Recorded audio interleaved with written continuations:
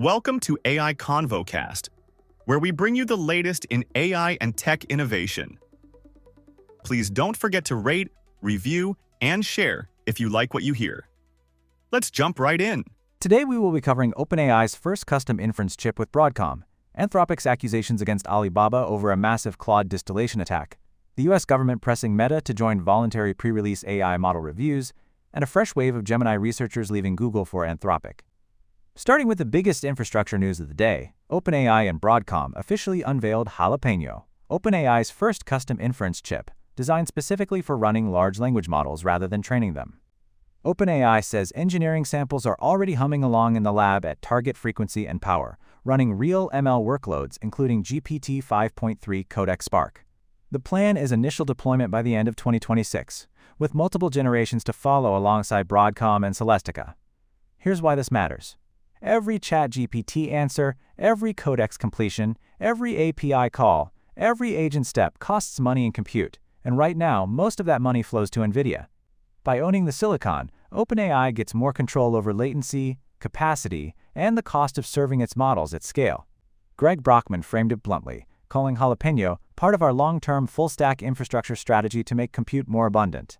Translation: OpenAI wants inference to get dramatically cheaper, and it doesn't want to be locked into someone else's roadmap to get there.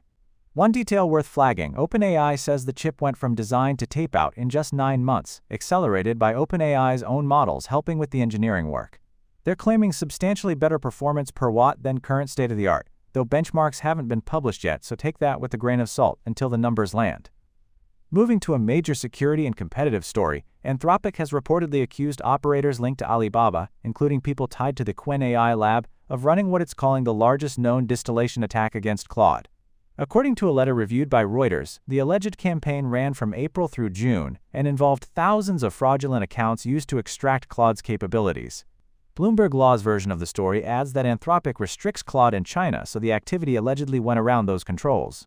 Secondary reporting circulating online suggests the scale involved roughly 28.8 million exchanges across nearly 25,000 accounts, though that specific figure is still being firmed up.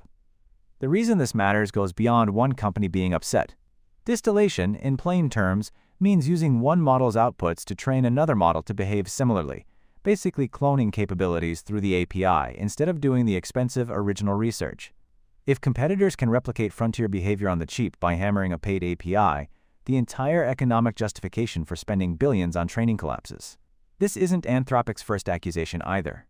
Earlier this year, the company pointed fingers at DeepSeek, Minimax, and Moonshot, citing roughly 24,000 fraudulent accounts and 16 million exchanges. Naming Alibaba and Qwen pushes this fight from abstract policy debate into a direct confrontation between two of the most prominent labs on opposite sides of the Pacific. Shifting to AI policy in Washington, the Trump administration is pressing Meta to join the voluntary pre-release AI model review program, and Meta is now the only major US AI developer that hasn't signed on.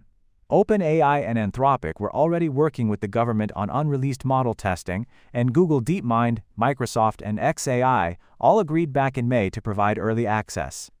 The framework comes from a June 2 executive order that gives the government up to 30 days with covered frontier models before they're released to trusted partners, with officials focused on risks around cyber attacks, vulnerability discovery, and military misuse.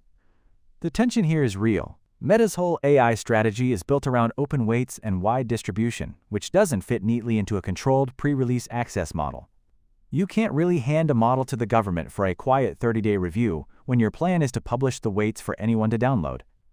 Reporting specifically mentions Meta's April model, Muse Spark, as the kind of system that would fall under this. Meta spokesperson Francis Brennan struck a careful tone, saying the company shares the administration's goal of advancing U.S. leadership on robust and secure frontier AI. That's diplomatic language for a company that hasn't actually agreed to anything yet. If Meta does sign, every major U.S. frontier lab will effectively be inside the same informal approval lane, which is a big shift from where things stood even 6 months ago. Wrapping up with the ongoing talent war, TechCrunch reported, citing Bloomberg, that 2 more Gemini researchers, Jonas Adler and Alexander Pritzel, are leaving Google for Anthropic.